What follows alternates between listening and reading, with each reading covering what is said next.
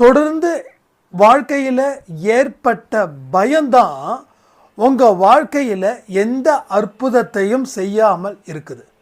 ரெண்டாவது, இந்த சந்தேகம் வச்சுருக்கீங்களே உங்கள் கணவர் மேலே, உங்கள் மனைவி மேலே, உங்கள் குழந்தைகள் மேலே, இந்த சந்தேகம் என்ற ஒரு பேய் இருக்கிற வரைக்கும் கடவுளுடைய வருகை, கடவுளுடைய ஆசீர்வாதம், கடவுள் உங்களுக்கு செய்யக்கூடிய நல்ல விஷயங்கள் கூட தடைப்பட்டு கொண்டே இருக்கும். தடைகளே நிரந்தரமாவதற்கு காரணமே இந்த சில விஷயங்களால் மட்டும்தான்.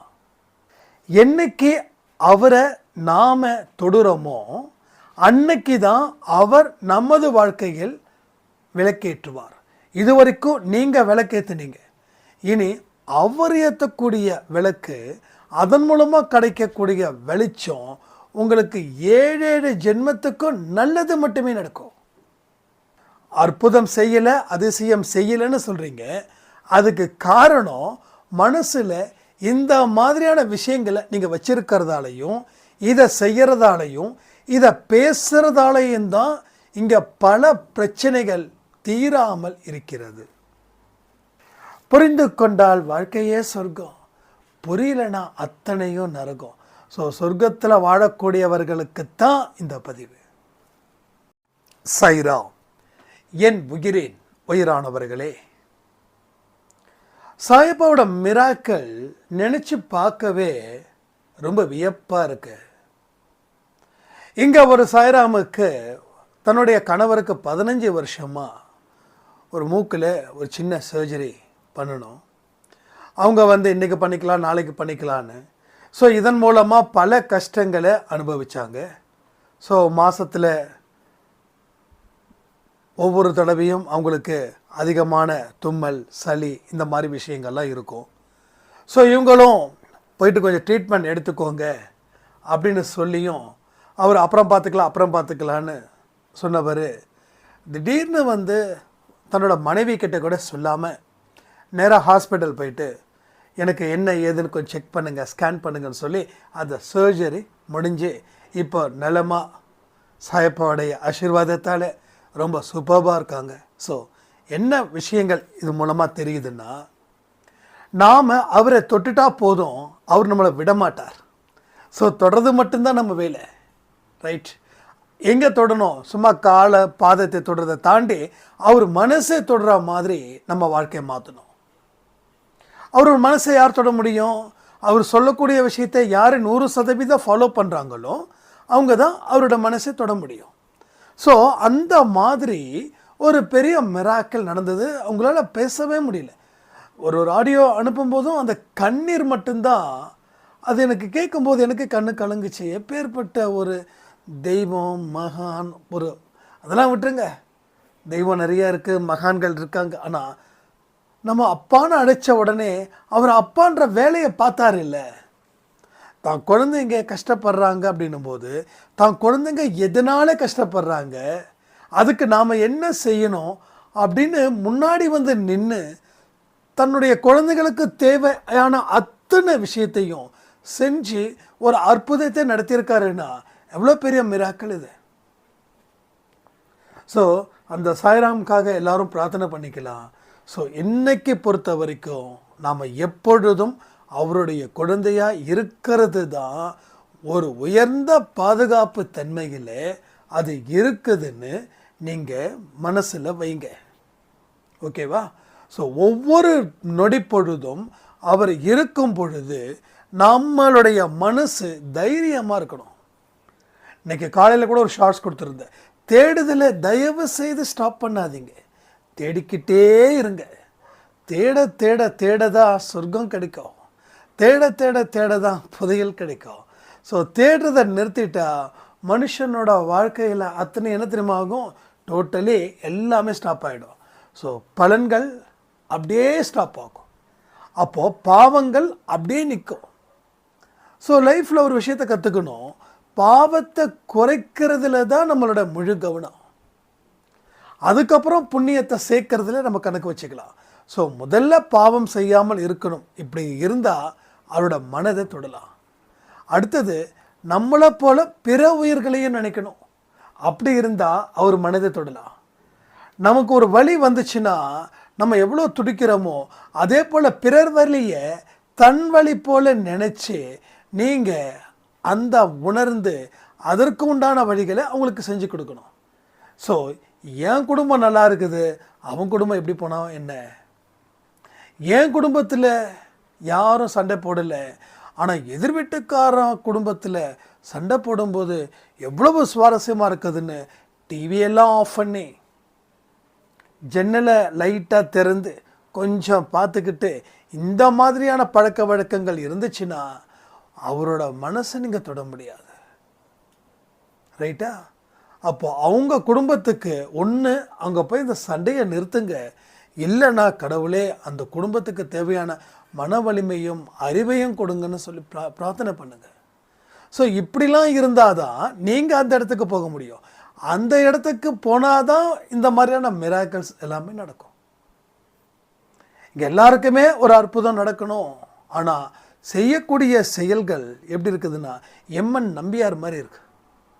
ஸோ எம்என் நம்பியார் வந்து நிஜத்தில் ஹீரோ, ஆனால் படத்தில் வில்லன். நாம் அந்த வில்லன் விஷயத்தை தான் நம்ம கட்டிகிட்டு இருக்கோம். ஸோ வில்லன் விஷயத்தை கட்டிக்கிட்டு நமக்கு மிராக்கிள் நடக்கணும், நான் லைஃப்பில் நல்லா வாழணும் அப்படின்னா how it is possible? So it's not a possible. அதற்கு உண்டான வழிகளை நீங்கள் ஏற்படுத்தாமல் உருவாக்காமல் நீங்கள் பயணம் செய்யணும் அப்படின்னா அது எப்படி முடியும்?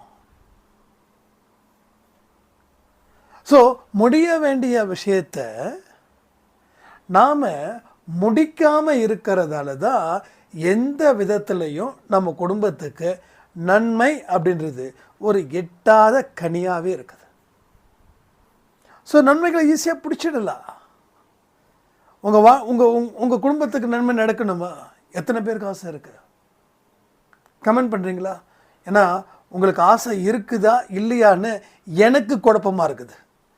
ஏன்னா ஆசை இருக்குதுன்னா நம்ம நல்ல மனிதர்களாக ஏன் மாறாமல் இருக்கோம்? ஏன் பொறாமை பிடிச்சவங்களா, கோபப்படக்கூடியவர்களா, எனக்கு எனக்கு எனக்குன்னு நெஞ்சில் அடிச்சுக்கக்கூடியவர்களா நம்ம ஏன் இருக்கிறோம்? ஸோ இப்படி இருந்தால் நம்ம வாழ்க்கையில் எப்படி நல்லது நடக்கும்? ஸோ கொஞ்சம் கூட நல்லது நடப்பதற்கு உண்டான ஒரு வழியே இல்லாத மாதிரி இருக்குது தானே. ஸோ கடவுள் ஆழ் மனசில் பேசணும்னு நான் அடிக்கடி சொல்லியிருக்கேன். அப்போ கடவுள் ஆழ் மனசில் பேசணும் அப்படின்னா நீங்கள் கடவுளை தேடும்போது, கடவுளோட வார்த்தைகளை கவனிக்கும் போது தான் அவர் உங்ககிட்ட ஆழ் மனதில் பேசுவார். ஃபார் எக்ஸாம்பிள், என்னப்பா இப்படி நடக்குது லைஃப்பில், எந்த விதமான நல்ல விஷயங்களும் இப்போ வரைக்கும் நடக்க மாட்டேங்குதுன்னு ஃபீல் பண்ணக்கூடியவங்க எத்தனையோ பேர். அப்போ ஏன் நடக்கலை அப்படின்னு தெரிஞ்சிக்க, இல்லை புரிஞ்சிக்க, இல்லை அதன்படி நடக்கிறதுக்கு இங்கே யாருக்கும் தயாராக இல்லை. ஸோ உங்கள் வாழ்க்கையில் நல்லது நடக்கணும் அப்படின்னா அவர் மனதை நீங்கள் தொடணும்னு சொல்லியிருக்கேன். அப்போ உங்கள் வாழ்க்கையில் நல்லது நடக்கலைன்னா அவர் மனதை நீங்கள் தொடலை. இன்னொரு சாய்ராமுடைய ஒரு விஷயத்தை சொல்லட்டுமா? எனக்கு பிரச்சனைகள் நிறைய இருக்குதுங்க, ஆனால் இப்போது மனசில் அந்த பிரச்சனைகளை எதிர்கொண்டு வெற்றி பெற முடியும் அப்படின்ற ஒரு தைரியம் லாஸ்ட் ஒரு 20-25 நாளாக இருக்குது. அதற்கு முன்னாடி என்ன ப்ராப்ளம் வந்தாலும் எங்கே நம்மளை போட்டு தள்ளிடுமோன்னு சொல்லி பயந்த காலம் உண்டு. ஆனால் இப்போது அப்படி இல்லை, எது வந்தாலும் பார்த்துக்கலாம் அப்படின்ற ஒரு தாட் இருக்குது. ரெண்டாவது, இப்போது உழைக்கணும், முன்னேறணும், புலம்புறதை நிறுத்தணும், நல்ல விஷயங்கள் என்னவோ அதை மட்டும்தான் செய்யணும். இதையெல்லாம் நான் தயார் பண்ணிக்கிட்டு 10:30 மணிக்கு தூங்க போகிறேன், காலையில் 5 மணிக்கு எழுந்திருக்கிறேன். என் உடம்புல இருக்கக்கூடிய உபாதைகள் கூட எனக்கு குறைஞ்சிருக்குது. மனசில் ஒரு தெளிவு இருக்குது, ஒரு பொறுமை இருக்குது, நிதானம் இருக்குது. ஆனாலும் பிரச்சனைகள் தீரலை. எனக்கு இதுவே பெரிய ஆச்சரியமாக இருக்குதுன்னு. இப்படிப்பட்டவர்களும் கடவுளோட மனதை தொட்டவர்கள் தான். அப்போது நாம் கடவுளோட மனதை தொட்டுட்டாவே புலி வந்தாலும் சரி, பூனை வந்தாலும் சரி, பூனையை பார்த்தா என்ன ஃபீல் ஆகுமோ அதே போல தான் புலியை பார்த்தாலும் அந்த ஃபீல் நமக்கு வரும். ஒரு ஷார்ட்ஸ் பார்த்தா ரொம்ப ஆச்சரியமாக இருந்தது. ஒரு பிளாட்ஃபார்மில் ஒரு மனுஷன் படுத்து தூங்குறாங்க. அந்த நேரத்தில் அந்த சிறுத்தை அங்கே வந்திருக்குது. அந்த சிறுத்தை அந்த மனுஷனை எதுவுமே செய்யலை, போயிடுச்சு.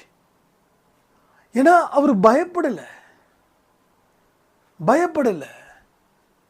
அப்போ பயத்தால் தான் இங்கே நடக்குதான்னா கிட்டத்தட்ட 80% பயத்தால் தான் வாழ்க்கையே கவிழ்ந்து போகுது.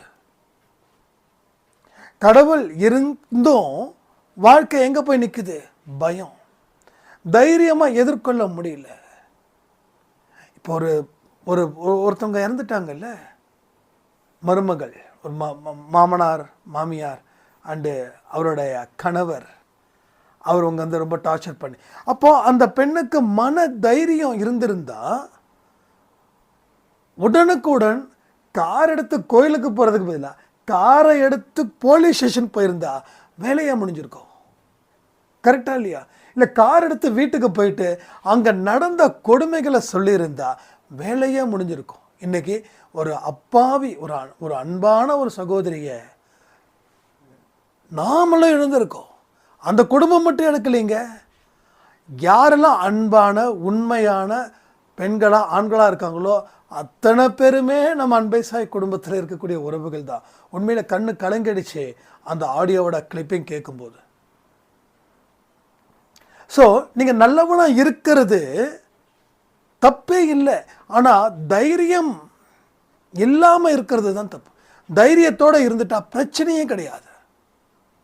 ஸோ எல்லாத்தையுமே ஃபேஸ் பண்ணக்கூடிய தைரியம் எங்கே போச்சு?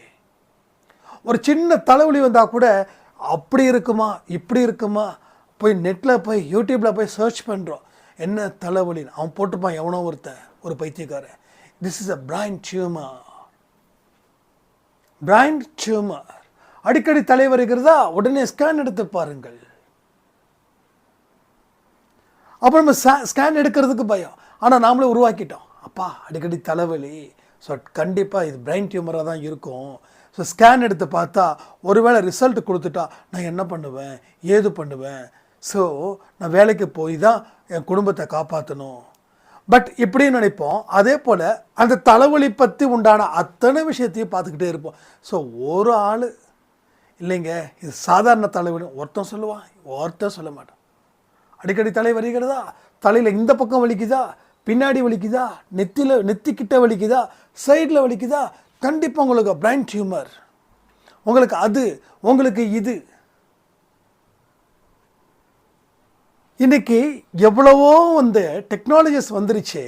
இந்த டெக்னாலஜிஸ் மனுஷனுக்கு வளர்ச்சியை கொடுக்குதுன்னு நினச்சா மனுஷனுக்கு பயத்தை கொடுக்குது. அந்த பயம் ஒரு மனுஷனை அழிக்குது. இப்போ கடவுள்லாம் தேவையில்லை, மொபைல் தான், இன்டர்நெட்டு தான், வைஃபை தான். வைஃப் தேவையில்லை, வைஃபை இருந்தால் போதும் எல்லா மனுஷனுக்கும். ஸோ டாக்டர் தேவையில்லை, நெட் இருக்குது. ஸோ இப்படி தான் பயந்து பயந்து பயந்து நம்ம பயத்தாலேயே நாம் வீழ்த்தப்பட்டோம். வராத நோய் கூட வந்ததுக்கு காரணம் இந்த பயம். என்ன ஆகிடப்போகுது? உங்களுக்கு ஸ்கேன் பண்ணணும்னு தோணுதா, போய் பண்ணிட்டு வாங்க.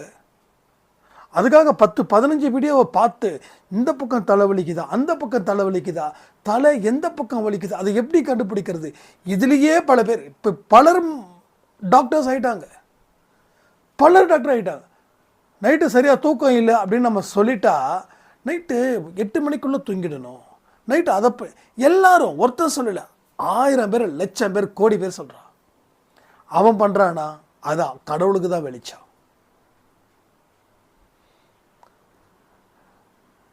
அப்போது ஒரு விஷயம் நம்ம வாழ்க்கையில் தைரியத்தை கொடுக்கறதுக்காக தான் இருக்கணும். ஒரு விஷயம் நம்ம வாழ்க்கையில் துக்கத்தை கொடுக்கக்கூடாது, அது துக்கமாக மாறிடும் வாழ்க்கை. ஸோ மைண்டை ஃப்ரீ வச்சுக்கவே முடியல. வேலையை தவிர, கடமையை தவிர இந்த கேடுகட்ட மனசு எல்லா இடத்துலையும் போய் நினைக்குது. ஏதோ ஒரு பொண்ணு நம்ம தெருவில் ஒரு பொண்ணு ஒரு பையன் கூட்டு போயிடுவான், கூட்டு ஓட்டான்னு வச்சுக்கோங்க. நம்ம வீட்டில் இருக்க பொண்ணு எப்படா ஓட போகுது, ஓடிடுமோ, இந்த பொண்ணு வந்து இப்படி தான் ஃபோனில் பேசிக்கிட்டே இருக்குது. பாவம் அந்த பொண்ணு ஏதோ படிக்கும், அந்த பொண்ணு நம்ம அப்பா அம்மா காப்பாற்றணும் அப்படின்னு. ஆனால் அந்த பொண்ணுக்கிட்ட போய் நீ யாரையாவது விரும்புறியா, விரும்புனா சொல்லு, கல்யாணம் பண்ணி வைக்கிறதுக்கு இல்லை, விரும்புனா சொல்லு, உன்னையும் அடிப்பேன் அந்த பையனையும் அடிப்பேன். ஸோ எல்லா இடத்துலையும் நெகட்டிவ். எங்கேயோ ஒன்று ஓடினாங்கன்னா நம்ம வீட்லேயும் ஒன்று ஓடுறதுக்கு ரெடியாக இருக்குதுன்னு அம்மாக்கள் நினைக்கிறது, அப்பாக்கள் நினைக்கிறது. அப்போ அந்த குழந்தை யாருக்கிட்டேங்க போய் சொல்லும்? ஏன்னா நம்ம பார்த்தது அப்படி, நம்ம கேட்டது அப்படி. எச்சரிக்கையாக இருக்கணுன்றது ஓகே, ஆனால் தொட்டதுக்கெல்லாம் சந்தேகப்பட்டு அந்த பொண்ணுக்கு அந்த ஒரு தாட்டே இல்லைன்னா கூட நீங்கள் அந்த தாட்டை அந்த குழந்தைக்கு உருவாக்குறீங்க. உருவாக்கி அதுக்கு வந்து ஒரு நல்ல வாழ்க்கையை கெடுக்கிறீங்க. ரைட்டா? ஏன்னா எங்கேயோ நடந்தது, நம்ம வீட்டில் நடக்கக்கூடாது. இந்த பயத்தாலேயும் உங்கள் குழந்தைங்களை நீங்கள் சந்தேகப்படுறீங்க. அவங்களுடைய ஒட்டுமொத்த சுதந்திரத்தையும் நீங்கள் வந்து ஒட்டுமொத்தமாக இருக்கக்கூடிய சுதந்திரத்தையும் நீங்கள் அடக்க நினைக்கிறீங்க. இப்போ அந்த குழந்தை என்ன பண்ணுன்னு தெரியுமா? என்னடா இது வாழ்க்கை எப்படி இருக்குதுன்னு சொல்லி எட்டி பார்க்கும்போது எவனோ ஒருத்தன் ஹாய் அப்படின்னுவான், முடிஞ்சிடுச்சு. ஸோ வீட்டில் அன்பு இல்லைன்னா அந்த அன்பை வெளியில் தான் ஆணாக இருக்கட்டும் பெண்ணாக இருக்கட்டும் தேடுறாங்க. இது நான் சொல்லலைங்க, இது வந்து சைக்காலஜிக்கலாக நான் சொல்கிறேன்.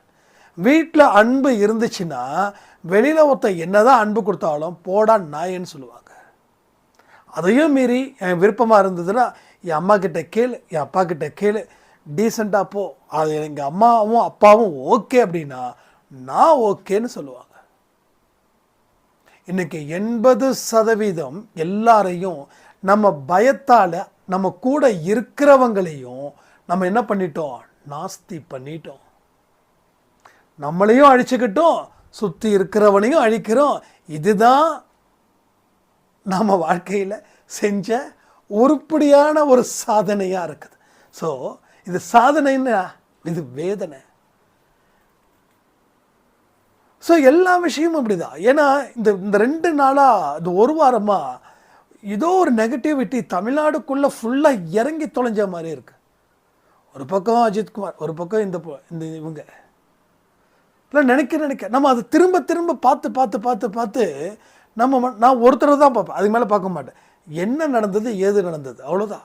திருப்பி அதை பார்க்க மாட்டேன். இத்தனை காயங்களா அத்தனை காயம், இப்போ நடந்துருச்சு முடிஞ்சிருச்சு, இனி நான் என்ன பண்ணணும், நடக்கக்கூடாதுன்னு சொல்லி வைபை எனக்கு மட்டும் வந்தால் போதுமா? இங்கே இருக்கிற அத்தனை பேருக்கு வந்தால் தான் நடக்காது. நல்லா பாருங்கள், ஒரு பிளைன் வந்து ஒரு ஃப்ளைட் வந்து மோதிச்சா, அடுத்தது ஒரு 4-5 ஃப்ளைட் வந்து அந்த மாதிரி பிரச்சனைகள் வந்துச்சா? ஏன்னா இந்த வைபு ஃப்ளைட்டை பார்த்தாவே ஐயோ பத்திரமா போய் சேரணுமே, அதில் ட்ராவல் பண்ண மாட்டோம், ஆனால் பத்திரமா போய் சேர்ந்தா பரவாயில்ல, எங்கேயாவது போய் இடிஞ்சு விழுந்துட போகுது. ஸோ பார்க்குற நமக்கு எப்படி இருக்குன்னா அந்த ஃப்ளைட்டில் உட்காந்துட்டு போகிறவங்களோட மைண்ட் எப்படி இருக்கும்?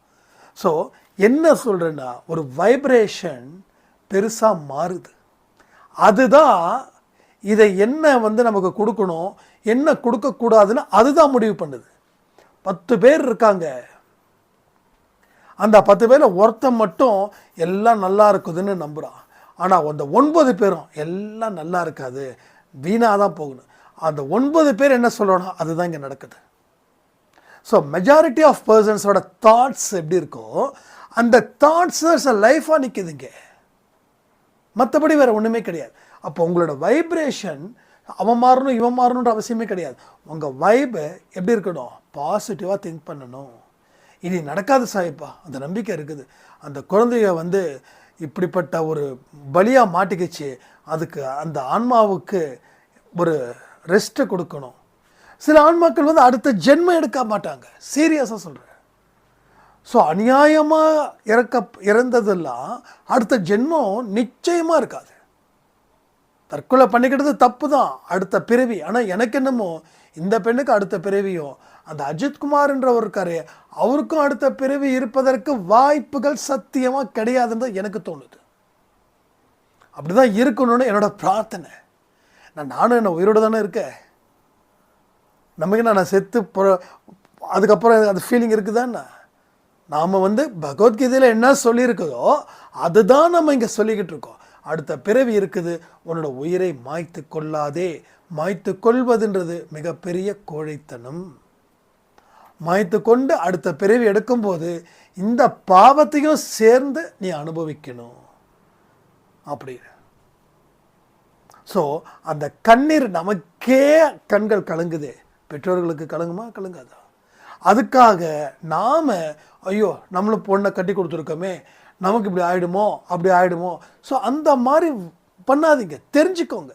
அப்போ என்ன அர்த்தம், நம்ம பொண்ணுக்கிட்ட ஃப்ரீயாக என்னம்மா நல்லா இருக்கீங்களா அப்படின்ற மாதிரி கேட்கணும். அங்கே பிரச்சனை இல்லையான்னு கேட்கக்கூடாது. என்னம்மா அங்கே எதுவும் பிரச்சனையா, மாப்பிள்ளை ஏதா எப்படி அப்படி அதெல்லாம் கேட்கக்கூடாது. நல்லா இருக்கீங்களாம்மா, எதாக இருந்தாலும் சொல்லுமா அப்படின்னு கேளுங்க. நீங்கள் கேட்கும்போதே அவங்க சொல்லுவாங்க. சொல்லலைன்னா என்னமோ நடக்குது சொல்ல மாட்டேன்ற, என்னாச்சுன்னு கேட்காதீங்க. நீங்கள் கேட்குற நேரம் அதுவே வந்து வேறு மாதிரி போயிடும். அம்மா நீ கேட்ட என்ன நடக்குது எது நடக்கலையான்னு இன்றைக்கி ஒரு பெரிய சண்டை வந்துச்சுமா அப்படின்னு. இது என்ன அர்த்தம் அப்படின்னா, நாம் நம்மளோட வைப்ரேஷனை அந்த மாதிரி அடுத்தவங்க மனசில் திணிக்கும்போது அவங்க அந்த தாட்டில் வரும்போது அங்கே நல்லா நடக்கிறது கூட மோசமாக நடக்குது. நல்லா நடக்கிறது கூட எப்படி நடக்குது, மோசமாக நடக்கிறது. அப்போ நம்ம வைப்ரேஷன் எவ்வளவுக்கு எவ்வளோ ஒர்ஸ்டாக இருக்குது, எவ்வளவுக்கு எவ்வளோ மோசமான வழியை கிரியேட் பண்ணுது அப்படின்றத யோசிக்கும்போது தான் நம்ம அந்த வைப்ரேஷனை மாற்றிக்கணுமா மாற்றிக்க வேண்டாமான்னு நீங்கள் தீர்மானிக்கணும். ஸோ அந்த மாதிரி வைப்ரேஷன் இருந்துச்சுன்னா தயவு செய்து கொஞ்சம் சேஞ்ச் பண்ணுங்கள், உங்கள் லைஃப் ஸ்டைலை சேஞ்ச் பண்ணுங்கள். அதே போல் இந்த சார்ட் நம்ம தெளிவாக கொடுத்துருக்கோம். நான் நம்ம அந்த அன்பே சாயோடைய ரூல்ஸை காலையில் 4 o'clock வேக்கப் அப்படிலாம் சொல்லியிருக்கோம். ஏன்னா நம்ம சொன்ன உடனே இங்கே 10-15 பேருக்கு மேலே இல்லை 5 மணிக்கு தான் எழுந்திருக்க முடியும், 6 மணிக்கு தான் எழுந்திருக்க முடியும், ஹெல்த் இஷ்யூஸ் அப்படின்றாங்க. இப்போயே சொல்கிறேன், ஹெல்த் இஷ்யூஸில் இருக்கிறவங்களுக்கு தயவு செய்து கொஞ்சம் ஹெல்த்தை ஃபோக்கஸ் பண்ணி அது சரியானதுக்கப்புறமா கொஞ்சம் கொஞ்சமாக நேரத்தை முன்னாடி கொண்டு வாங்க. இப்போ 5 மணிக்கு எழுந்திருக்கிறீங்கன்னா ஒரு 6 மணிக்கு எழுந்திருக்கிறீங்கன்னா ஒரு 5:45 வச்சுக்கோங்க. இதில் ஒரு 1 week 2 week ட்ராவல் பண்ணுங்கள். அடுத்தது 5:45 அப்படின்னும் போது 5:30 ஆரம்பிங்க. அதுக்கு அடுத்தது 5:15 ஆரம்பிங்க. அடுத்தது 5 மணிக்கு ஆரம்பிங்க. நான் என்ன சொல்கிறேன்னா, கொஞ்சம் கொஞ்சமாக சரி பண்ணி நம்ம கொண்டு போகலாம். ஏன்னா இன்னும் வாழ்க்கை இருக்குது, ரைட்டா? இது ஒரு நாள் மட்டும் ஒருத்தவங்க ஒரு சாயிரம் கேட்டாங்க, என்னங்க அந்த குரு பூர்ணிமாவுக்கு மட்டும்தான் இந்த டைம் டேபிள் அப்படின்னு. இல்லைங்க, இனிமேல் இதுதான் டைம் டேபிள். பட் இப்போ சொல்கிறேன், உடம்பு சோம்பேறித்தனத்துக்கு இடம் கொடுக்காமல் இருக்க வேண்டும். அப்போ 6 மணிக்கு எழுந்திருக்கிறவங்களுக்கு ஹெல்த் இஷ்யூஸாக இருந்தும் 6 மணிக்கு எழுந்திருக்கிறவங்களுக்கு பலன் கிடைக்காதா அப்படின்னு யாராவது கேட்டிங்கன்னா, மனதார செய்யக்கூடிய எல்லா செயல்களுக்கும் பலன்கள் கிடைக்கும், அதில் எந்த மாற்றமும் இல்லை. நீங்கள் அந்த 6 மணிக்கு எழுந்திருக்கும் போது 4 மணிக்கு எல்லாரும் எப்படி எழுந்திரிச்சு அந்த ஆரத்தி சச்சரித மெடிடேஷன் அந்த பிராணாயாமம் பண்ணுறாங்களோ அதை உள்வாங்கிக்கிட்டு நீங்கள் செய்யுங்கள். ஆனால் சோம்பேறித்தனத்தை மட்டும் அந்த சோம்பேறித்தனத்தால் தான் நான் 6 மணிக்கு எழுந்திருக்கின்ற ஒரு விஷயம் மட்டும் வரக்கூடாது. இங்கே சில பேருக்கு ஏகப்பட்ட தலைவலி இருக்குது, கொஞ்சம் மழைக்காலமாக இருக்குது, வெயிலும் அடிக்குது, மழையும் பெய்யுது, பனியும் அடிக்குது. ஸோ எல்லாமே மாறி இருக்கும்போது சில பேருக்கு அந்த கிளைமேட் சேஞ்ச் ஆகுது, கொஞ்சம் ப்ராப்ளம் ஆகும். அதனால் நீங்கள் எத்தனை மணிக்கு எழுந்திருக்கிறீங்களோ அந்த இப்போ 6 மணிக்கு எழுந்திருக்கிறவங்கன்னா அந்த 4 மணிக்கு என்ன நம்ம கொடுத்துருக்கோமோ அதை ஃபாலோ பண்ணுங்கள், ரைட்டா? அப்போ இந்த ஆன்மா கிட்ட பேசுகிறது, ஏன்னா அது நான் 4-4லேருந்து 4:15 வரைக்கும் ஆன்மா கிட்ட பேசுகிறேங்க அப்படின்னு சொல்கிறீங்க இல்லையா? அவங்களுக்கு ஒரே விஷயம், யாரெல்லாம் ஆன்மா கிட்ட பேசுகிறீங்களோ, எந்த நேரத்தில் பேசுகிறீங்களோ அந்த நேரத்தை தயவு செய்து மாற்றிக்கொள்ள வேண்டாம். ஓகேங்களா? இதுக்காக நீங்கள் மாற்றிக்க வேண்டாம். அது எந்த டைமில் பேசுகிறீங்களோ அந்த டைம் பேசுங்க. அந்த டைமில் என்ன ஸ்லாட்ஸ் இருக்குதோ அந்த ஸ்லாட்டை அப்படியே சேஞ்ச் பண்ணுங்கள். புரியுதா உங்களுக்கு? நீங்கள் 4 மணிக்கு எழுந்திரிச்சு 4:30 வரைக்கும் உங்களுக்கு காலை கடன் முடிக்கிறதுக்காக கொடுத்துருக்கோம். இப்போ எழுந்திருக்கிறோம், கொஞ்சம் மோஷன்லாம் போகிறோம், வயிறு ஃப்ரீ ஆக்குறோம், அப்படி இருந்தால் தான் எல்லாமே சரியாக இருக்கும். ஃபேஸ் வாஷ் பண்ணுறோம், இல்லை பாத் எடுக்கிறோம், உங்கள் இஷ்டம், அது உங்கள் இஷ்யூ. கை கால் கழுவி மூஞ்சி கழுவி உட்காந்தாலும் ஓகே, நோ ப்ராப்ளம். ஆனால் பெட்டை விட்டு எழுந்திரிச்ச உடனே அப்படியே நேராக போய் பூஜை ரூமில் போய் உட்காந்துருக்கூடாது. ஏன்னா அந்த தூக்கத்தோட சோர்வு வந்து அப்படி தான் இருக்கும். மூஞ்சில் தண்ணி படணும், தண்ணி பட்டால் தான் அந்த ஃப்ரெஷ்னஸ் வந்து கிடைக்குன்றதுக்காக தான் அந்த காலை கடனுக்கு 4:30 மணி வரைக்கும் நம்ம ஒதுக்கியிருக்கோம். ஒருவேளை நீங்கள் காலை கடனை ஒரு 15 நிமிஷத்தில் முடித்தா கூட 4:15 to 4:30 மணிக்கு ஸ்டார்ட் பண்ணுங்கள். ஒருவேளை நீங்கள் 4:30 மணிக்கு தான் நான் ஸ்டார்ட் பண்ணுறேன், இல்லை 5 மணிக்கு தான் நான் ஆன்மா கிட்ட பேசுகிறேன் அப்படின்னா என்ன பண்ணுறதுன்னா, அந்த 5 மணிக்கு என்ன ஸ்லாட் இருக்குதோ அதை வந்து 6 மணிக்கு மேலே வச்சுருங்க. ரைட்டா? ஏன்னா நம்ம வந்து அந்த 6-6:30 முடிச்சிடறோம் இல்லையா, அந்த டைமில் வந்து வச்சுருங்க. ஆனால் ஆன்மா கிட்ட பேசுகிறத தயவு செய்து எந்த சாய்ராமும் நிறுத்திக்க வேண்டாம் சொல்லி நான் கேட்டுக்கிறேன். ஏன்னா இது வந்து எந்த ஒரு விஷயத்த பண்ணாலும் எதுக்காகவும் மாற்றிக்க கூடாது. ஆன்மா கிட்ட பேசுகிறவங்க எனக்கு தெரிஞ்ச வரைக்கும் ஒரு 30லேருந்து 50 சாய்ராம்ஸ் மட்டும்தான் இருக்கும், வேறு யாரும் அதிகமாக இல்லை. என்னென்னா 4 நாள் பேசுகிறாங்க, 5ஆவது நாள் அப்படியே கோட்டை விட்டுறாங்க. தொடர்ந்து பேசுகிறவங்களுக்கு நல்ல மாற்றத்தை இது கொடுத்துருக்குது. அதே போல் ஆன்மா கிட்ட பேசாங்க, நான் எந்த நேரத்தில் பேசுகிறது, நான் இப்போ தான் ஸ்டார்ட் பண்ண போகிறேன் அப்படின்னா இந்த நிகழ்ச்சி இந்த டைம் டேபிள் எப்போ முடியுதோ அப்போது அதை வந்து கண்டினியூ பண்ணுங்கள். ஓகேங்களா? ஸோ காலையில் வந்து 5:30 மணிக்கு சச்சரிதம் படிக்கிறோன்னா ஒரு சச்சரிதம் ஒரு 20 நிமிஷம் இல்லை 30 நிமிஷம் கூட வச்சுக்கோங்க. சச்சரிதம் முடித்த உடனே 6 மணிக்கு ஸ்டார்ட் பண்ணுங்கள். இல்லை 5:45 முடிச்சுட்டேன் சாய்ராம், ஒன்றும் பிரச்சனை இல்லைன்னா 5:45. ஏன்னா சில நேரத்தில் சாப்டர்ஸ் வந்து பேஜஸ் அதிகமாக இருக்கும். அப்போ வந்து அந்த ஒரு நிமிஷம் கூட முன்ன பின்ன இருக்கக்கூடாது. அதுக்கு தான் நான் இவ்வளோ தூரம் சொல்கிறேன். அதை வந்து கடைசி வரைக்கும் கண்டினியூ பண்ணுங்கள்.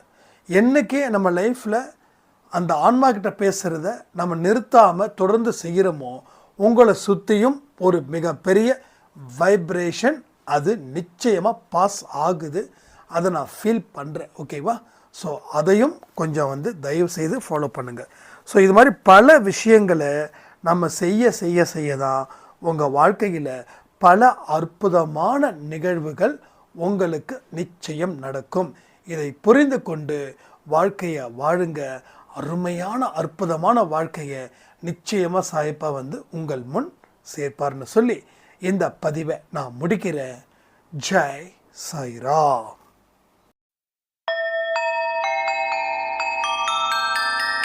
ஓம் சாயிராம்.